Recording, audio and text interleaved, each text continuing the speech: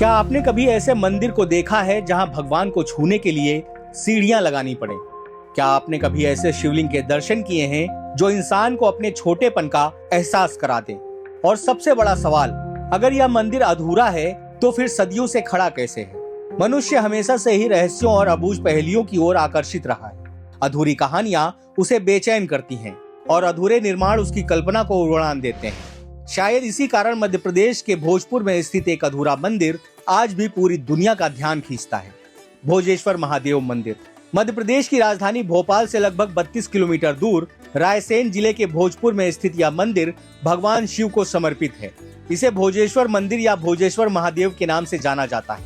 यह मंदिर आज भी अधूरा है, लेकिन इसकी भव्यता इतनी विराट है कि पूर्ण मंदिर भी इसके सामने छोटे लगते हैं। मंदिर महाभारत कालीन, जब पांडवों को अज्ञातवास हुआ है तो उनके साथ माता कुंती थी, वो शिव उपासक थी। जब तक शिव जी की पूजा नहीं कर लेती थी तब तक अन्न ग्रहण नहीं करती थी, तो उनके लिए उनके पुत्रों ने इस मंदिर का निर्माण किया है। बाद में जब मुगलों का शासन हुआ है तो इसको औरंगजेब ने तोड़ा है।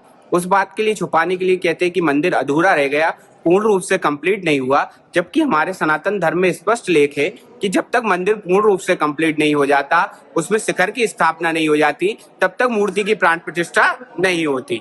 नंबर दूसरा, हमारे सनातन धर्म में यह भी बताया गया है कि जो टूटी फूटी मूर्तियां होती हैं, जो खंडित मूर्तियां होती हैं, उसमें भगवान का अंश नहीं मानते। तो कोई इतना बड़ा मंदिर बनाएगा तो इसमें टूटी फूटी मूर्तियां नहीं लगाएगा।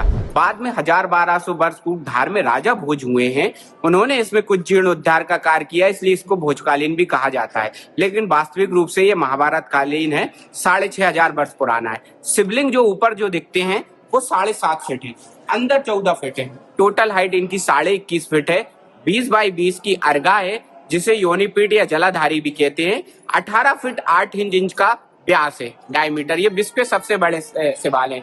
अभी आज सैटेलाइट व्यू से देखेंगे तो ये पहाड़ी जो है वो ओम आकार की है, ये बेली, और ओम का भी जो मध्य बिंदु है उस पे ये शिवालय स्थापित हैं। तो ये वास्तुकला के रूप से भी बहुत आगे है। प्राचीन काल में क्या है कि जो हमारी करेंसी थी, जो मुद्रा जो है वो धातुओं में चलती थी या आभूषणों में चलती थी। तो प्राचीन काल में बैंक नहीं होते थे, तो सबसे सुरक्षित स्थान लोग बाग मंदिरों को ही मानते थे कि यहाँ अपनी अपनी कमाई का जो भी साधन रखेंगे तो यहाँ पे लूट। तो हमारे मंदिरों में अपार संपदा थी। मुगलों ने जब मंदिर तोड़े सोमनाथ का मंदिर, तो वहां से उनको लालच लगा कि हिंदुओं के जिंदे मंदिर हैं, उनमें अपार संपदा है। तो नंबर एक तो उनको अपने मंदिर से धन की लूटपाट करनी थी, दूसरा सनातन धर्म का विघटन करना था। ये तो मंदिर पूर्ण रूप से कंप्लीट है, क्योंकि हमारे सनातन धर्म में बताया गया है कि मंदिर की हाइट हमेशा व्यक्ति की औसत हाइट से नीचे रखी जाती है, ताकि कितना भी नास्तिक प्रवृत्ति का व्यक्ति मंदिर में प्रवेश करे तो ऑटोमेटिक नमस्कार हो जाए। तो उसी हिसाब से ये शिवालय, उस समय महाभारत में व्यक्ति की हाइट 25 से 40 फीट बताई गई है, उस हिसाब से ये शिवालय स्थापित है। इतना लंबा शिवलिंग जो बनाया है जी, आप सोचिए कि इतना लंबा है इसका आकार जी, किसी व्यक्ति के आकार से तो काफी सारा बड़ा है। तो उस समय महाभारत में व्यक्ति की हाइट 25 से 40 फीट बताई ना, तो उनके हिसाब से ये शिवालय है। अब तो लिखित इतिहास इसका कितना पुराना मिलता है? लिखित तो मतलब किसी के पास नहीं। आर्कोलॉजिकल सर्वे ऑफ इंडिया भी इसको जनश्रुति के आधार पे कहता है कि 1000-1200 पर, फैक्ट प्रमाण किसी के पास नहीं है। बाकी हम लोगों को इनकी पूजा करती हुई 19 पीढ़ी हो गई है। मेरे पिताजी 19 में महंत थे। पीढ़ी दर पीढ़ी हम भोलेनाथ की सेवा करते आ रहे हैं। जो महंत जो होते हैं उनको अग्निदाग नहीं दिया जाता, या तो उनको जल में प्रभावित किया जाता है या उनकी समाधि दी जाती है। तो 4 समाधियां ऊपर जीवित अवस्था में जो बनी हुई हैं, चारों तरफ से पैक हो गए। बाकी जो शांत हो गए उनकी 15-16 समाधियां नीचे बनी हुई हैं। तो कम से कम 700-800 साल तो हमको इनकी पूजा करते हुए हो गया है। आपकी पीढ़ी हो? हाँ, क्योंकि मेरे पिताजी 19 भी महंत है। तो आप एक पीढ़ी को अगर 40-50 साल भी माने तो कम से कम उसमें जोड़े तो 600-700 साल तो हम लोगों को हो ही रहा है। भोजेश्वर मंदिर की सबसे अनोखी बात यही है कि इसका निर्माण कभी पूरा नहीं हुआ। इसके बावजूद इसकी विशाल पत्थर संरचना और अद्भुत स्थापत्य इसे अंतर्राष्ट्रीय ख्याति दिलाते हैं। मंदिर के आसपास आज भी अधकटे पत्थर बिखरे पड़े हैं, मानो कारीगर बस कुछ पल पहले ही काम छोड़ कर गए हैं। मंदिर के गर्भगृह में स्थापित शिवलिंग इसकी आत्मा है। यह शिवलिंग इतना विशाल है कि पूजा अर्चना के लिए पुजारी को सीढ़ी लगानी पड़ती है। इसे विश्व के सबसे प्राचीन और सबसे बड़े शिवलिंगों में से एक माना जाता है। जब कोई श्रद्धालु इसके सामने खड़ा होता है तो वह केवल महादेव को नहीं देखता, बल्कि अपनी सीमाओं को महसूस करता है।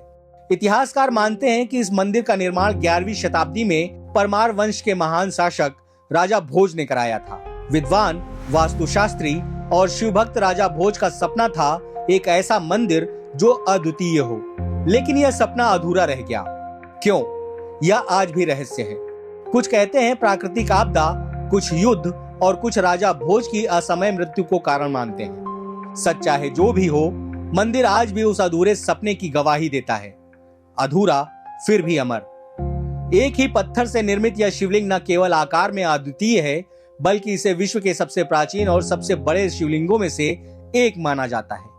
इसी विराट स्वरूप और दिव्यता के कारण श्रद्धालु इसे उत्तर भारत का सोमनाथ भी कहते हैं। बिना सीमेंट और चूने के बने इस मंदिर की संरचना आज भी इंजीनियरों को हैरान करती है। विशाल पत्थरों का एक ऐसा संतुलन, ऐसी ऊंचाई और ऐसा गर्भगृह जो खुले आकाश के नीचे महादेव को समर्पित है, यह सब प्राचीन भारत की अद्वितीय वास्तुकला का प्रमाण है। आज यह मंदिर भारतीय पुरातत्व सर्वेक्षण के संरक्षण में है और महाशिवरात्रि, सावन तथा विशेष पर्वों पर लाखों श्रद्धालु यहाँ दर्शन के लिए आते हैं। भोजेश्वर महादेव केवल एक मंदिर नहीं, बल्कि इतिहास, रहस्य, आस्था और मानव कल्पना का जीवंत संगम है। यह अधूरा मंदिर हमें याद दिलाता है कि कुछ कहानियां पूरी ना होकर भी अमर हो जाती हैं। Bureau report, breaking tube.